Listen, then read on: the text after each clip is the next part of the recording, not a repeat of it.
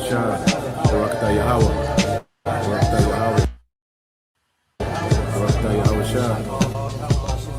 That he who blesseth himself in the earth shall bless himself in the God of truth. And he that sweareth in the earth shall swear by the God of truth, because the former troubles are forgotten, and because they are hid from mine eyes. For behold, I create new heavens and a new earth, and the former shall not be remembered, nor come into mind. But be ye glad and rejoice forever in that which I create. For behold, I create Jerusalem a rejoicing, and her people a joy. And I will rejoice in Jerusalem, and joy in my people. And the voice of weeping shall be no more heard in her, nor the voice of crying. There shall be no more thence an infant of days, nor an old man that hath not filled his days. For the child shall die 100 years old. But the sinner, being 100 years old, shall be accursed. And they shall build houses and inhabit them, and they shall plant vineyards and eat the fruit of them. They shall not build, and another inhabit. They shall not plant, and another eat. Whereas the days of a tree are the days of my people, and mine elect shall long enjoy the work of their hands. They shall not labor in vain, nor bring forth for trouble, for they are the seed of the blessed of the Lord, and their offspring with them. And it shall come to pass that before they call, I will answer, and while they are yet speaking, I will hear. The wolf and the lamb shall feed together, and the lion shall eat straw like the bullock, and dust shall be the serpent's meat. They shall not hurt nor destroy in all my holy mountain, saith the Lord. Barakatah Yahushua, Barakatah Yahweh, Barakatah Yahweh, Barakatah Yahushua. The Most High ruleth in the kingdom of men, and he's getting ready to set us up over the planet Earth. And just how he used Esau to take over the earth, what he called manifest destiny, he's going to use his men, the children of Israel, his elect, with his son Yahushua, leading with our King David, 12, the whole house of David, all right? They're going to take over the new world. They're going to take over the planet Earth and establish righteousness, just as Esau took over the earth and established wickedness. The children of Israel are going to take it over and establish righteousness. That's how this thing is going to go, man. But the saints of the Most High shall take the kingdom and possess the kingdom forever, even forever and ever.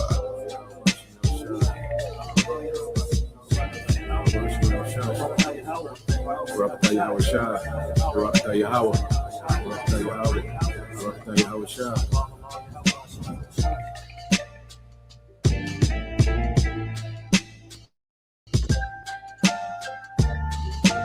But the saints of the Most High shall take the kingdom and possess the kingdom forever, even forever and ever.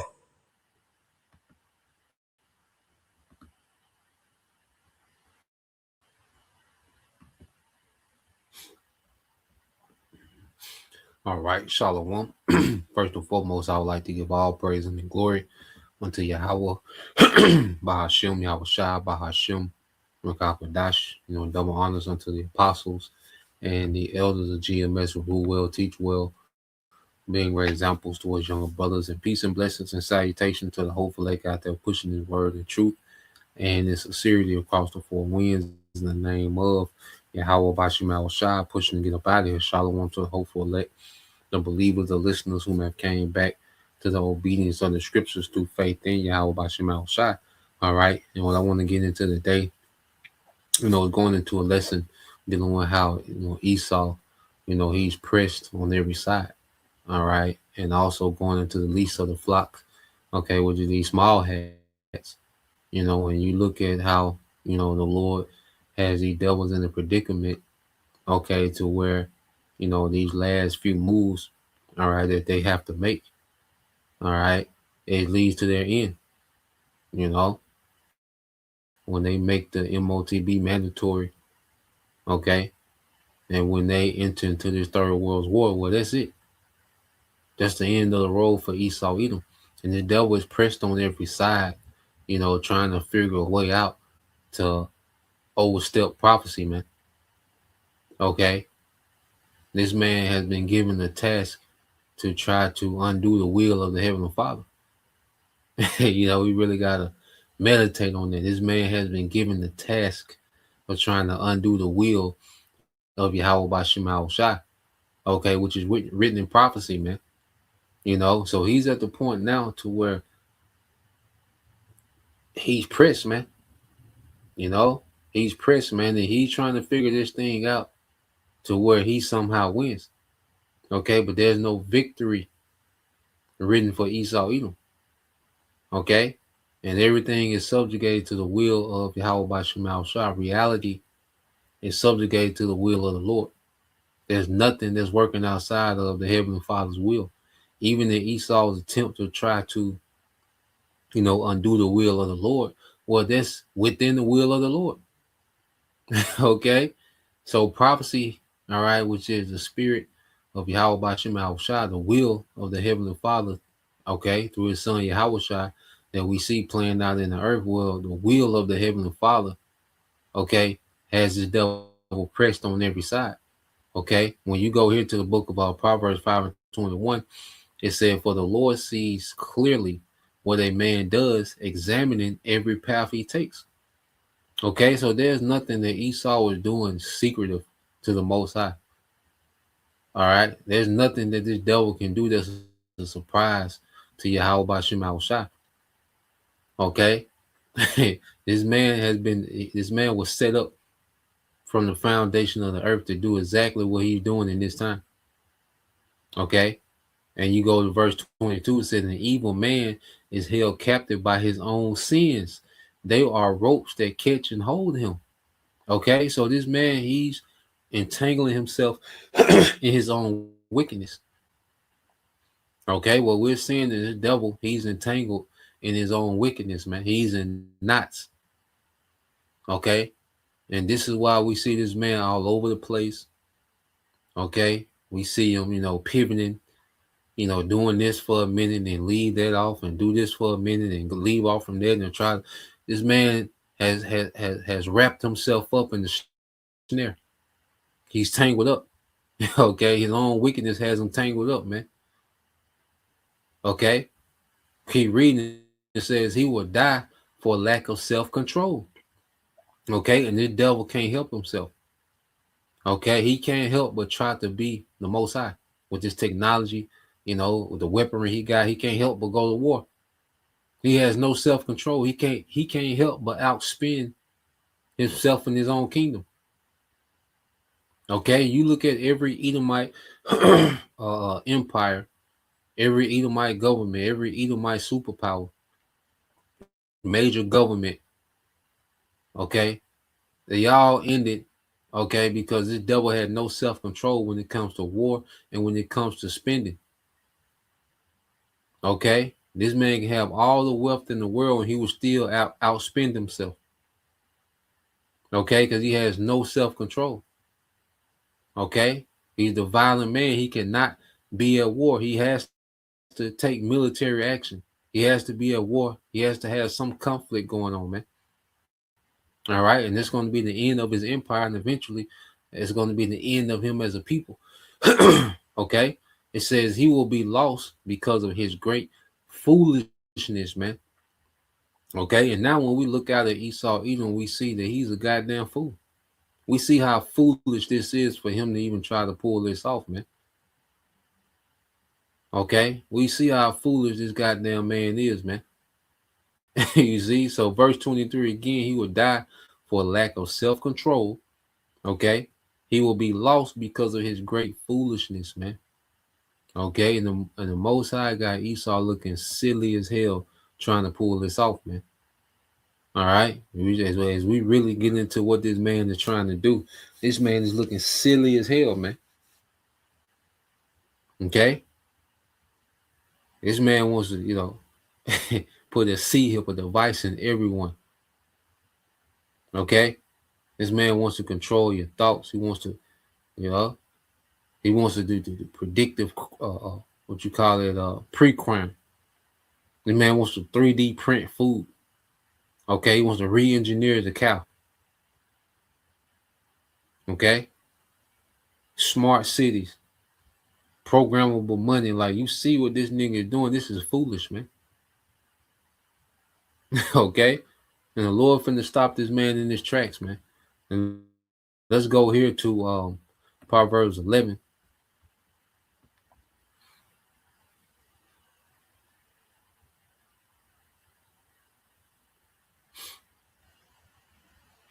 Proverbs 11:6. It says, the godliness of good people, all right, of good people rescues them. And that's the hopeful elect. You know, as the Lord has allowed us to turn back to him in these latter days, okay, we're becoming godly. Okay, when we was in the world, we was in darkness, man. We were separated from our power.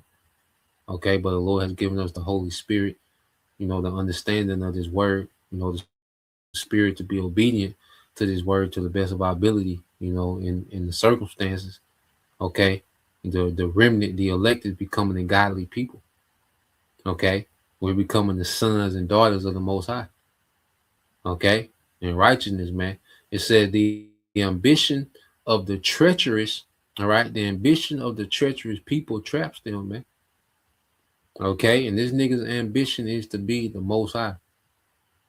Okay, that's this nigga ambition to not you know, just to be the rulers forever. No, he wants to be the Most High.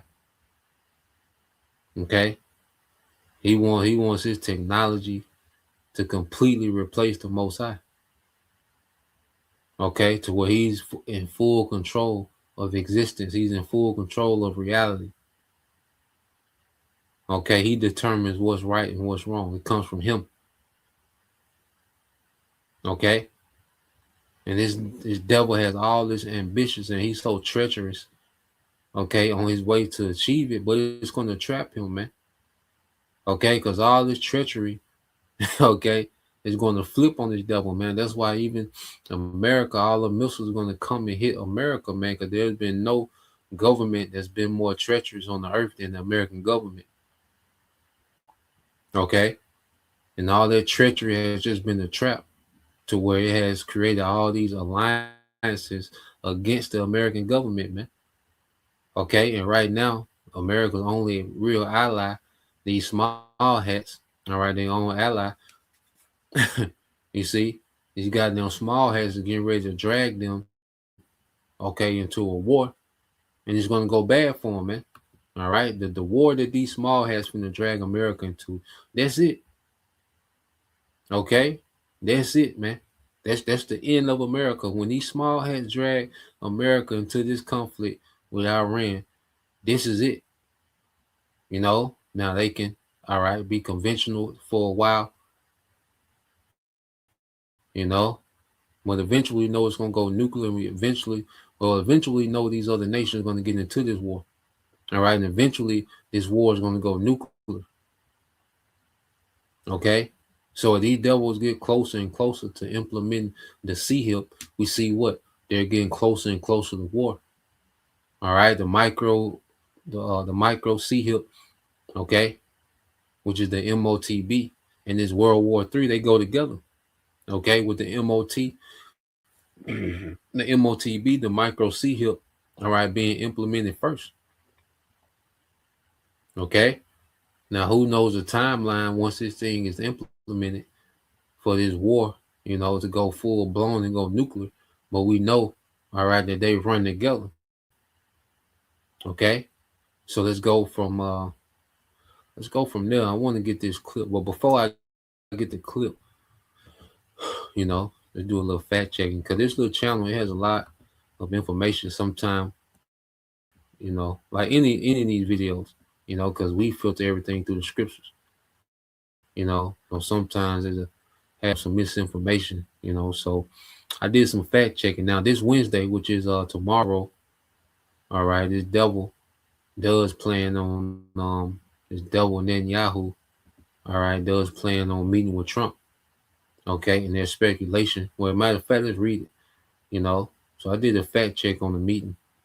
All right. So the devil Netanyahu, he is supposed to meet with Trump, all right, tomorrow. Okay, so that's going to be interesting going forward. All right, is these small hats going to put this pressure on, America to go with a strike. Okay, so we'll see. It says, so I asked, is Netanyahu, all right, supposed to meet with Trump tomorrow? It says, yes, Israeli Prime Minister Benjamin Netanyahu is scheduled to meet with U.S. President Donald Trump in Washington on Wednesday, February 11, 2026. The meeting moved up at Netanyahu's request. Okay, because Trump, all right, because America went over there and Iran handled their ass in in the negotiation talk. Decide the location, decided the terms. Okay, so this nigga, he moved the meeting up, and it's probably come to fuss at Trump, man. All right, slap that nigga in the back of the head and ask him what the hell he doing. Okay, so it says the meeting moved up at Netanyahu's request will focus on critical discussions regarding U.S.-Iran negotiations and regional stability. Okay, so the main focal point is what? Discussions around Iran. Okay, so you go here, it says discussions on U.S. negotiation with Iran, including concerns over nuclear ambitions, ballistic missiles, and regional proxy groups, man. Okay, so why the hell? And Iran said they'll never discuss their ballistic missiles. Okay, they'll never discuss that. Why the hell? And it shows you that these small hats couldn't do nothing with Iran.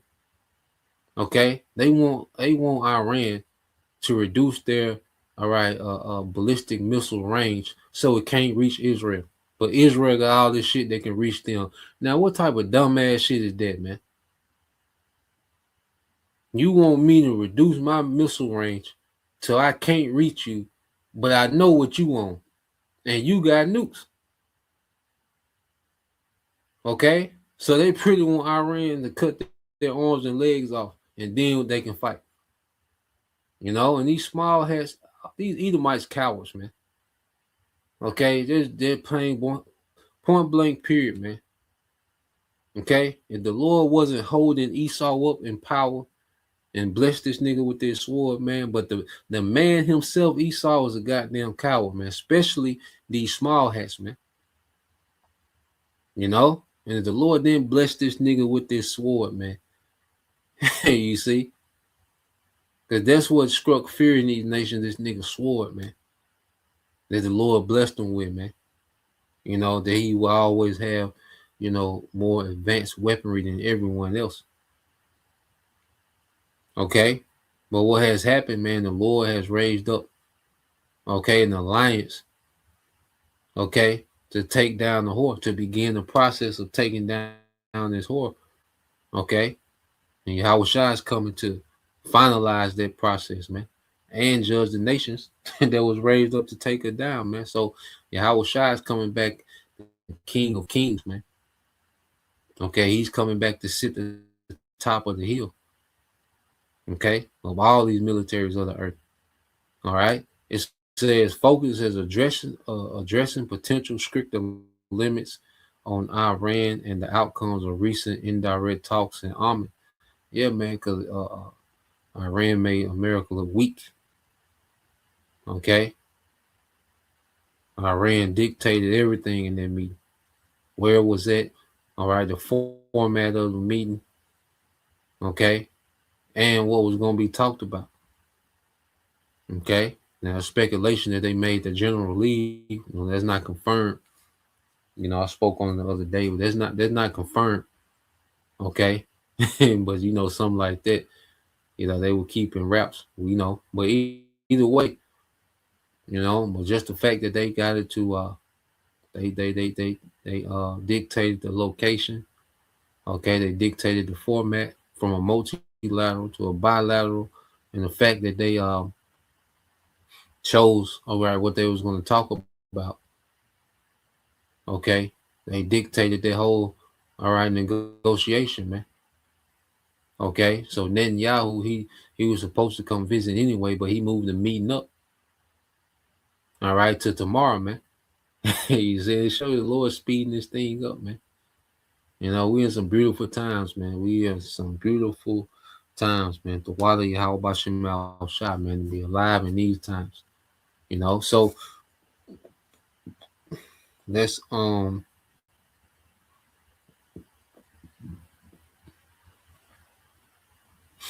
let's go from there. All right, because these devils, Netanyahu, all right, they have been pressing, these small hats been pressing these Western governments, okay, to continue to help them. All right, and the main pressure is on America, to go all in with Iran. Okay, this is really the top priority of these small hats is to push America to go all in with Iran. So I said, did Benjamin Netanyahu press Western governments to keep aiding him in his wars in the Middle East? It says, yes, Benjamin Netanyahu has actively sought and responded to pressure from Western governments regarding their support for Israelis, all right, military efforts and political backing during this recent conflicts, particularly in the Gaza Strip. However, the dynamics are complex and involve both his appeals for aid and reactions to Western pressure depending on the issue.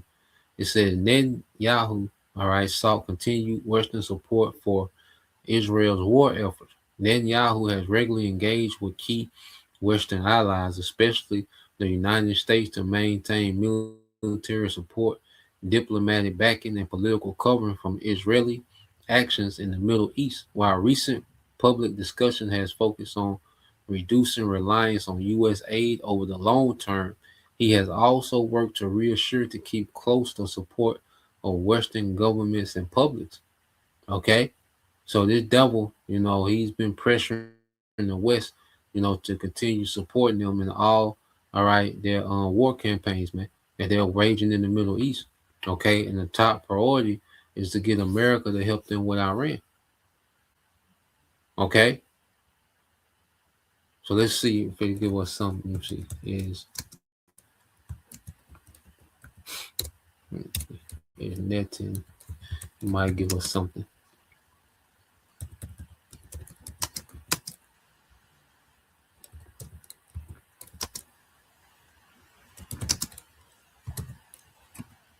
U.S. into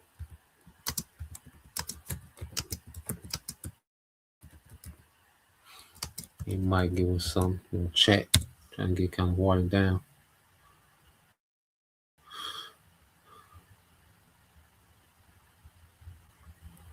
All right, let's see, he might give us some. It says, here's the most accurate current pictures as of February 2026, based on credible reporting and expert analysis. Let me see.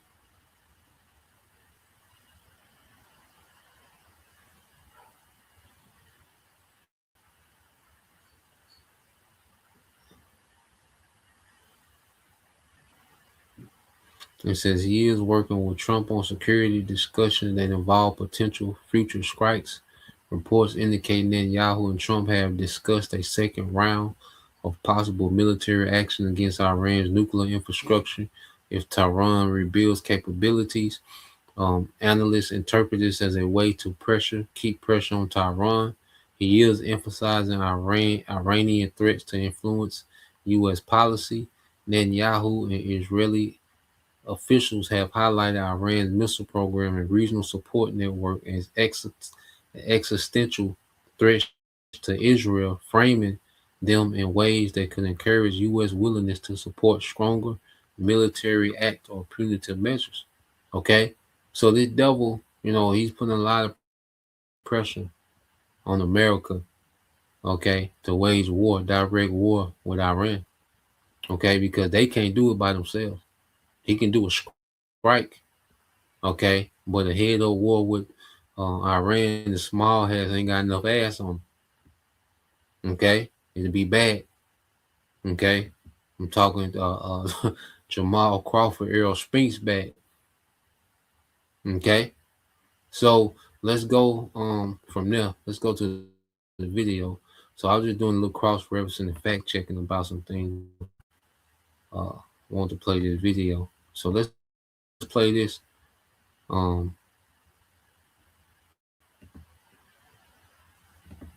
All right. And then Yahoo, he coming to put pressure on Trump, man. Okay, because Trump done bagged down twice. Okay, to striking Iran. Okay, so Netanyahu moved the meeting of Bibi, okay, to tomorrow, man. So it's gonna be interesting, man. You know, to see what happened after tomorrow. You know, this like I say, this our Super Bowl. You know, this our Super Bowl, man. You know, these are big plays being made for prophecy's sake. So let's play this. Terrify every Western leader. If Israel falls, Netanyahu just stood before cameras and delivered a threat to America and Europe that should terrify every Western leader. If Israel falls, he warned, you fall with us. This isn't diplomacy. This is blackmail. And here's what nobody's reporting about the meeting happening Wednesday that forces his hand. The video surfaced 48 hours ago. Netanyahu addressing Western governments. Fox News documented his exact words, December 17th.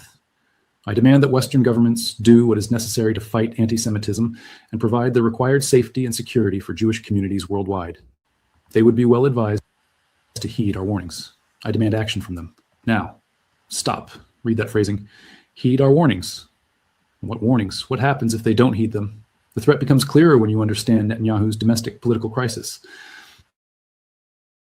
Al Jazeera reported 5 days ago that he faces corruption trials, judicial reform failures, and October 7th inquiry pressures simultaneously. His political survival depends on maintaining crisis conditions that make removing him seem dangerous. But here's the leverage nobody discusses publicly, the Samson option. We have got to the point where literally anybody can build a fully working app without knowing how to code. This is Horn Review documented in August 2025 that multiple Israeli leaders And the devil, Netanyahu, all right, he's pretty much a political criminal. Okay, so he needs constant conflict, okay, to be taking place. All right. So he doesn't have to deal with none of the legal situation he has. Okay, so it's in his benefit to keep these things going, and it's in his benefit, okay, to go with Iran. All right, because of what? His ambition. See, these devils are so ambitious, man. Okay, because Iran stands in the way of this greater Israel project. Okay, now Iran is down with the New World Order. Okay, but they want, more control of, their government, So these nations agree, but then it ain't like these nations got integrity, man. Like Esau, they agree, but come on. You think it's just a straightforward thing of integrity, like they dealing honest with each other? Everybody dealing treacherously, man.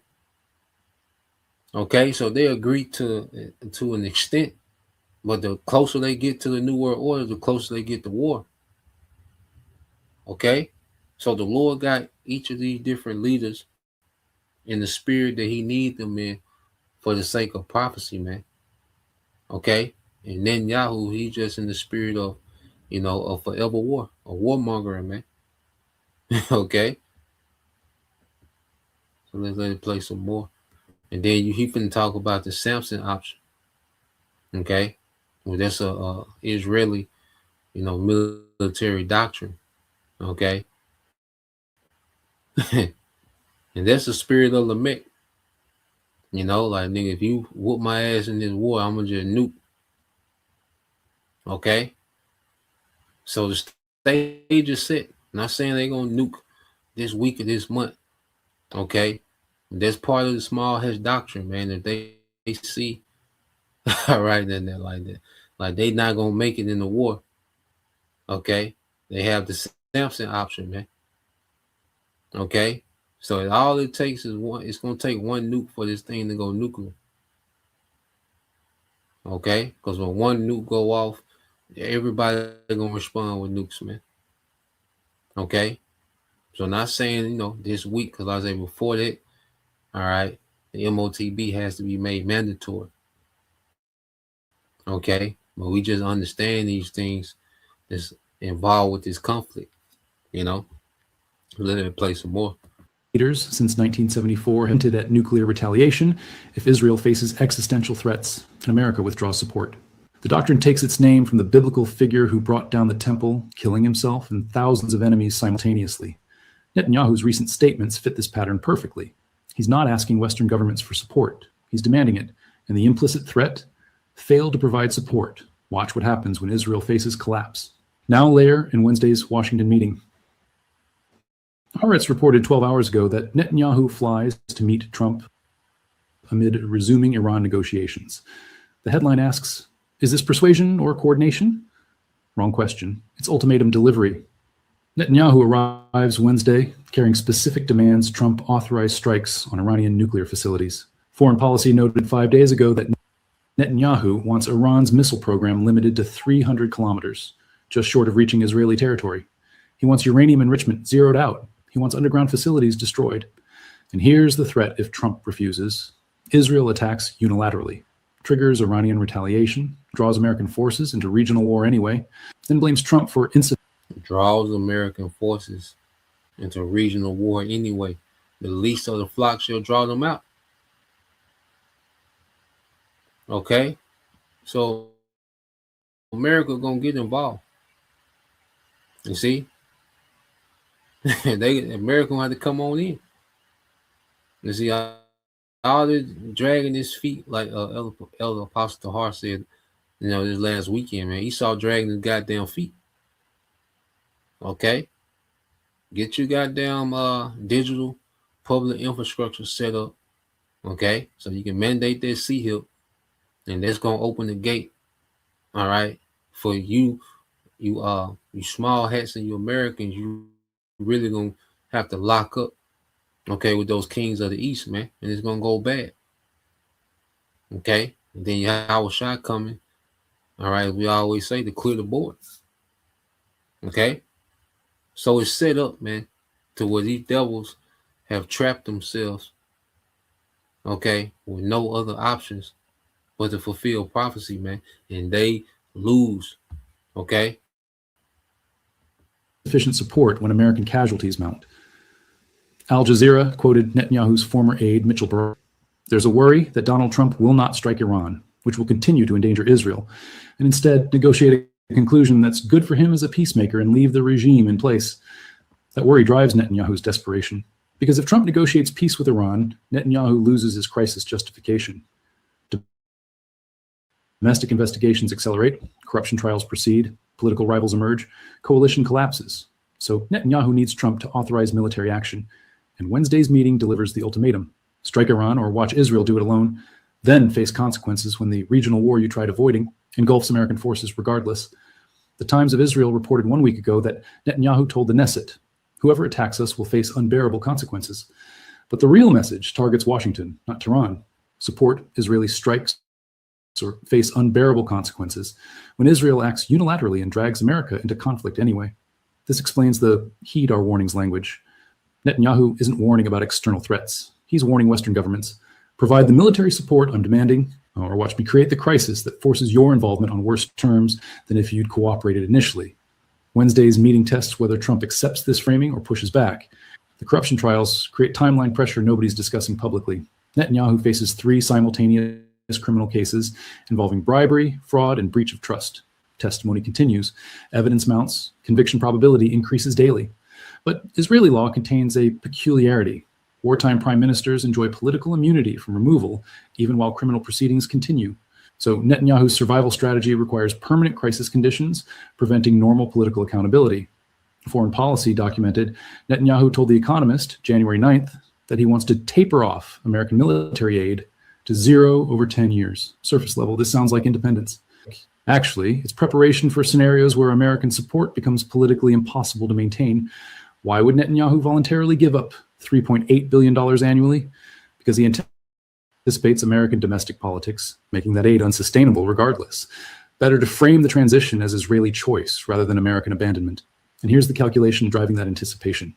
Gaza casualties exceeded 71,000 according to Al Jazeera. American public opinion shifted dramatically against Israel. An IQ of 85 to 115 is considered average in the U.S. Pew Research found Israeli favorability dropped 11 percentage points in 3 years to just 56%. Netanyahu understands this trajectory continues downward. Eventually, even Republican support for unconditional aid weakens.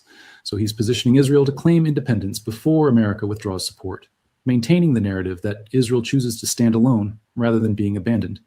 But that positioning requires demonstrating Israel can survive without American assistance, which requires destroying Iran's ability to threaten Israeli existence, which requires convincing Trump to authorize the strikes Netanyahu wants but cannot execute alone successfully. The contradiction becomes obvious. Netanyahu claims Israel should become independent of American aid while simultaneously demanding Trump commit American military power to destroying Iranian nuclear facilities that Israeli forces cannot reliably eliminate. This isn't strategy, it's desperation masked as confidence. These devils are desperate, man. On every side, these devils are desperate, man. Okay? Pressed on every side. And Wednesday's meeting exposes the contradiction. Netanyahu will simultaneously argue Israel deserves independence from American oversight and demand American military action supporting Israeli objectives. Trump must either accept this contradictory framing or reject both premises entirely. At the end of the day, prophecy gonna prevail. Okay? So let's go here real quick. I wanna let's get this precept for sure. All right. You go Jeremiah 40:20, and let's get that word drag in the Google real quick. Okay, because this is exactly what's happening, man. And this is the Lord showing that He is. All right, this is our power showing that He is, man. Okay, so let's go here to Jeremiah. All right. We'll leave that video there. That was the main point. Okay, so this this meeting Wednesday, all right, tomorrow, it's gonna be interesting how that turned out. All right, so this is Jeremiah 49. All right, this is the book of Jeremiah 49:20. It said, therefore hear the counsel of the Lord Yahweh B'Shem Al-Shai, that he have taken against Edom, and his purposes that he have purpose against the inhabitants of Teman. Surely the least of the flock shall draw them out. Surely he shall make their habitation desolate with them, man. So what we're seeing is the least of the flock. Okay, which is these small hats. They're getting ready to draw America into this war. And this is all going against Edom as a whole, as a nation. Because this is going to be the destruction of America. All right, these small hats going to get obliterated in this war. Okay, their land going to be cleared out through war. It's going to usher in the return of Yahushua, man. Okay, which is going to destroy the militaries of the earth. This beast system government that runs the earth. Okay, all this new world infrastructure that these devils are throwing up. This technocracy, that's going to be destroyed, man. Okay, so this is the end of Esau Edom, that we're watching unfold. You see? So let's real quick, and then we'll get another one. Let's just get this definition. All right. Because you go into that word draw in the Hebrew. Matter of fact, so let me get that word draw. Okay.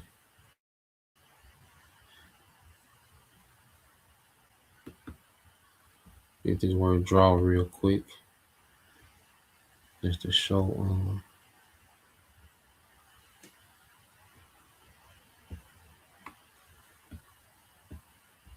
at least to the flock shall draw. Okay, so you go here. In the Hebrew, it's sukkah. All right. Sukkah. Okay. Sukkah. All right, and it means what? To drag. All right, to drag. Okay, then also go down here and say what? To trail along.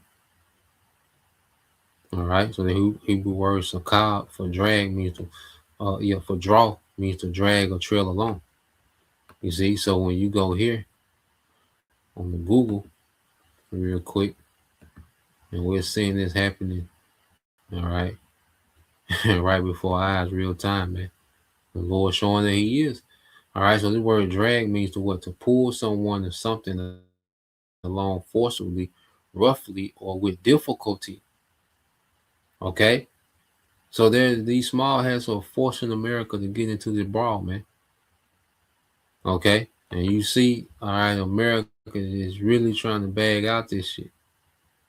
Okay? But nah, man, they've been with the word draw, you see? You see to yank. All right. So it said to pull someone or something along forcefully, all right, roughly or with difficulty, man. Okay. And these small hats are going to do something impulsive, man. Okay. It's going to force America to get involved, man. Okay. And right now, the Lord has, Iran on readiness. Okay. To where they locked and loaded. You see? For any provocation. So let's go here. Because prophecy gonna prevail. Prophecy is in our favor, man. And this is all part of all right, what we need to happen. Okay, for the victory over this whole beast system, man. So the Lord got this thing orchestrated perfectly, man.